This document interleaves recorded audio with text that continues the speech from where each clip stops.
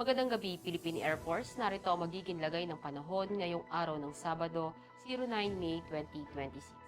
Sa kasalukuyan, meron pa rin tayong binabantayang bagyo na nasa labas ng ating Philippine Area of Responsibility na may international name na Hagupit. Ito nga po si Tropical Storm Hagupit kaninang alas 3 ng hapon ay huling namataan dito sa layong 1,035 km east ng northeastern Mindanao na may lakas ng hangin na umaabot sa 65 km per hour mula sa sentro at may pagbugso ng 80 km per hour.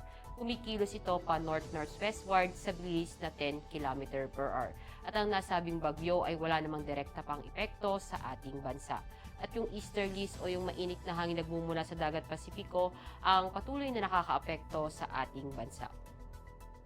Para nga sa magiging track nitong si Tropical Storm Hagupit, ito po ay patuloy na kumikilos dito pa north-northwestward sa bilis na 10 km per hour at inaasahan po itong papasok ng ating Philippine Area of Responsibility ngayong gabi. At sa mga susunod na araw o bukas, asahan natin ito ay hihina into tropical depression. At para naman sa magiging lagay ng panahon para bukas, asahan natin dito sa Luzon, sa Visayas, at sa Mindanao ang bahagyang maulap hanggang maulap na kalangitan, may mga pulupulong pag-ulan, pagkulog at pagkidlat.